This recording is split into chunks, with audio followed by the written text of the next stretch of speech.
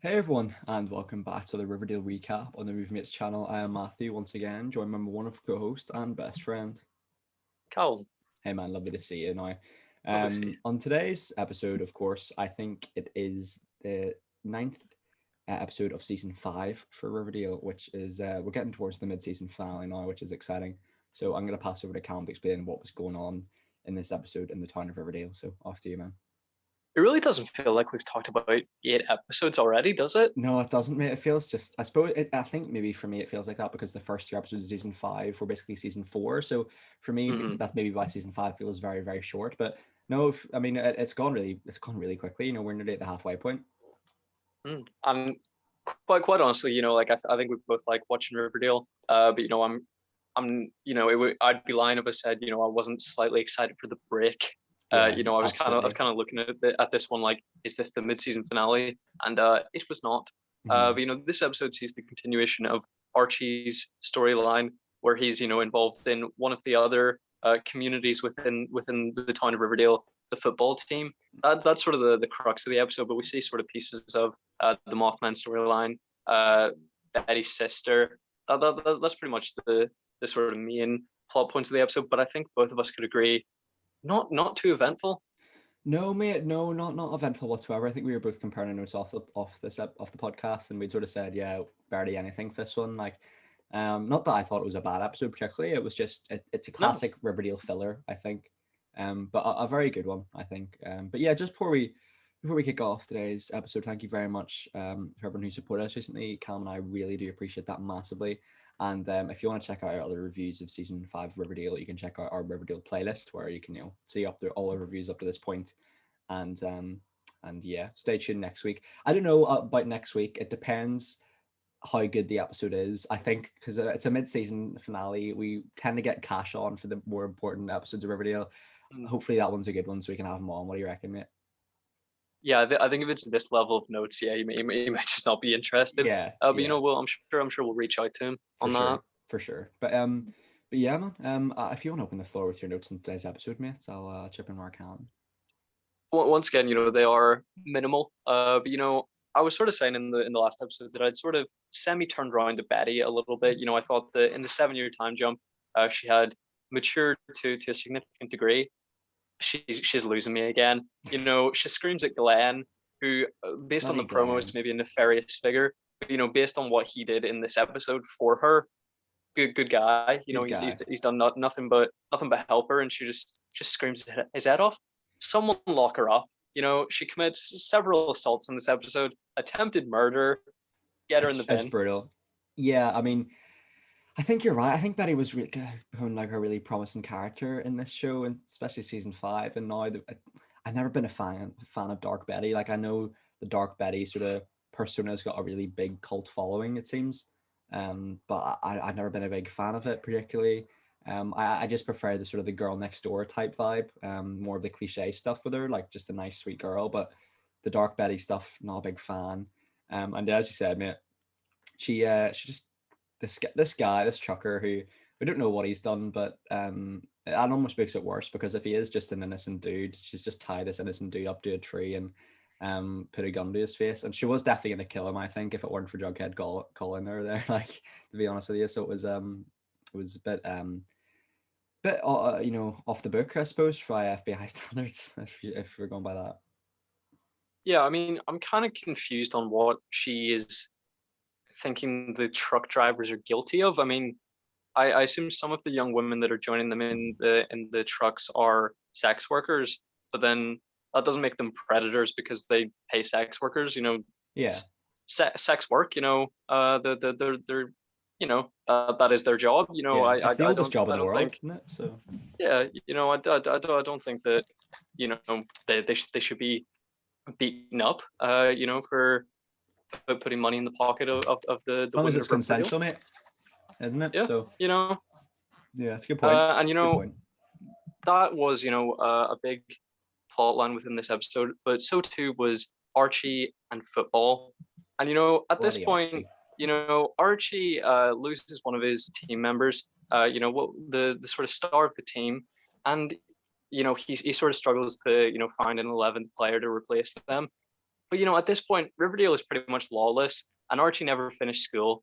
I say he just re-enrolls to Riverdale High and joins the Bulldogs at this point. I think so. That's what I was potentially thinking that's where it was going. And they bring in sort of this is it NBA, this NBA star. I'm not actually sure if he's a real NBA star in real life. I'd imagine And NFL, I think. NFL. Sorry, what's NBA? That's basketball. Sorry, Basketball. that's basketball. Sorry. Yeah, the NFL. I'm not sure if that guy's an NFL star in real life. I mean, I'd imagine he is, but I'm not too sure. Yeah, I'm not too sure. But what pissed me off in that moment was that I thought bringing in an experienced professional football player, big missed opportunity to bring back Mad Dog.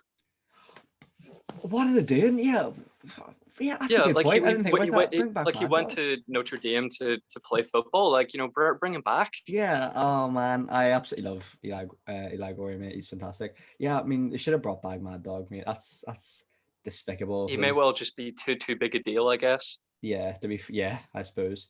I suppose like with that sort of element of the football, it did remind me of the classic Riverdale episodes when Archie was in the team and things like that. It was, I don't know, it just this felt like a classic Riverdale filler episode, but not in a bad way. Like I thought it was a very, very good one actually. And, it has a bit more character interaction, right, rather than them all going their separate ways and things like that. And I think it manages to balance like the football with the Mothman mystery and Polly. And on that note, do you think the Polly disappearance and the Mothman are connected, or do you think they are just the show is trying to make you think that they're connected, but they actually are different things? Yeah, that is clearly what this show's alluding to. But Riverdale is tricky. It does go for the plot twist, and it's Yeah, usually the most obvious plot twist. The world like, please don't do that, and then that's what they do. they just sort of Yeah. lazily crash into that plot line. Uh, I don't think it's going to be the same people. I think that the Mothman will have a dumb conclusion. But I don't.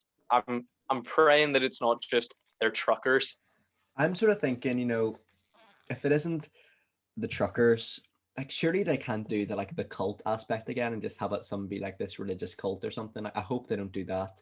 The only other aspect maybe I'm thinking if it's like if it's TBK has kidnapped Polly or something like that. I'm not too sure. So obviously they're kind of alluding to.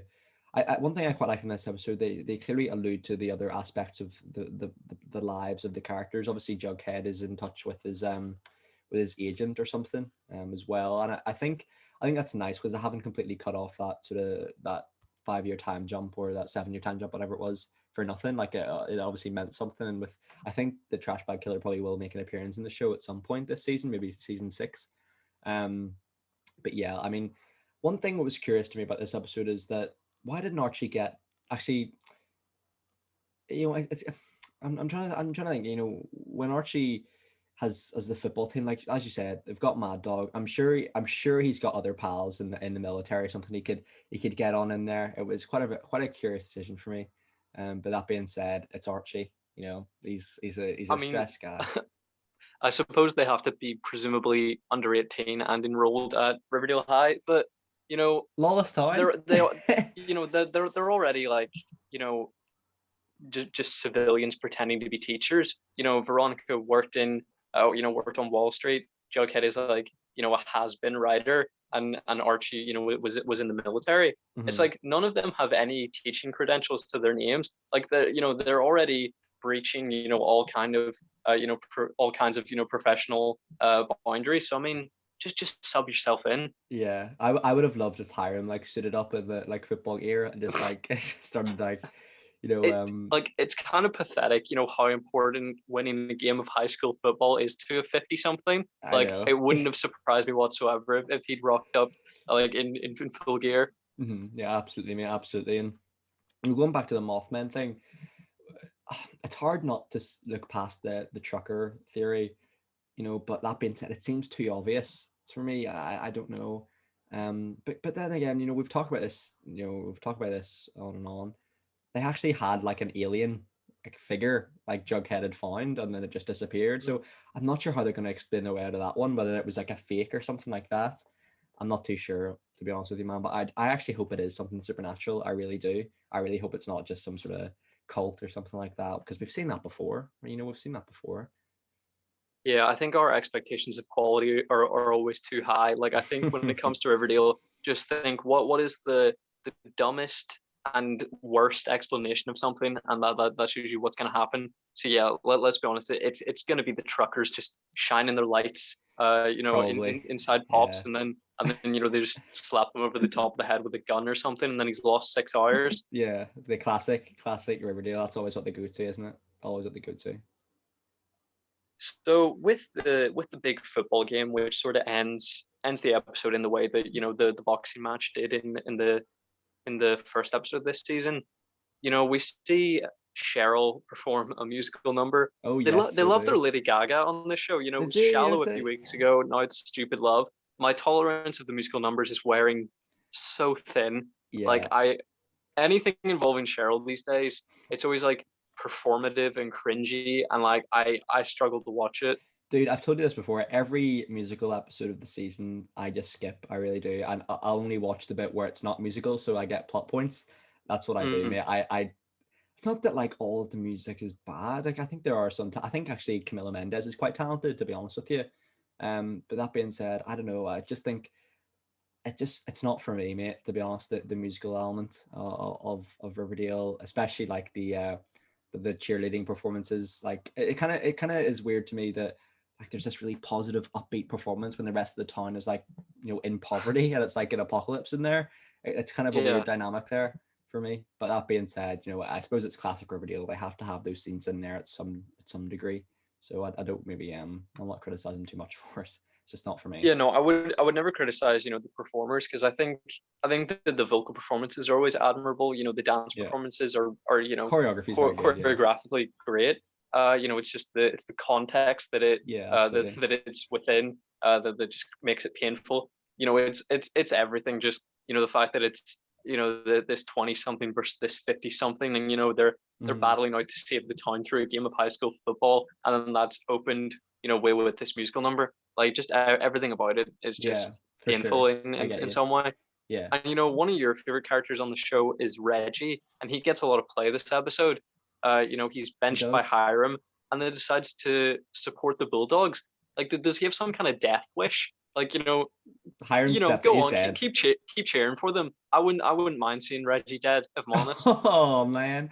Yeah, I thought that was quite a surprising choice from Reggie, to be honest with you. I'm sure Hiram wouldn't be too pleased with that. And also, another one of my favorite characters is actually Kevin. And I think in this show he's got sorry, in this episode he's got a few emotional moments there as well. And one scene that really sort of kind of was quite it was one of the not a scary scene, but it was quite sort of wasn't expecting it, quite shocking is when like he gets beat up in the sauna. Like I was not expecting Mm. that whatsoever. Like it was quite brutal for me actually. And I kind of felt bad. I did feel really bad for Kevin in this episode, to be honest. I really did. Yeah, it was a tough one, honestly. Like, yeah, and I agree with you. He's entered the sauna and then down within 20 seconds. Like, it Yeah. is Mhm. sort of this really, really jarring moment. Yeah, and I kind of put into perspective for me, like Riverdale is really good at making scenes that are quite clearly 30 seconds long seem 2 minutes. Like they're really good at making that sort of quick cut, but in a way that it makes sense. Like I've never seen a show do that in my life where the scenes are like that scene with Kevin is maybe 30 seconds long, but it feels like Mm. 2 minutes. Like that's a really good aspect of the show where it doesn't feel disjointed for me. Like it still works in the narrative, which I've got to hand it to them. Like it's not often I'd say that, but yeah, I thought it worked. I have nothing further on this episode. No, me neither, man. Me neither. I suppose we'll hop into ratings then, mate. What would you give it? Yeah, once again, we're rating in context of rating the rest of Riverdale, which would Yes, normally be yes. quite low, before this season. I think we would probably agree seasons 3 and 4 stinkers. But this one, it's really looking up. This one definitely filler. Not nothing much of consequence. But what we did see, high quality. The aspects that I find baffling. Such as Hiram's dedication to his football team.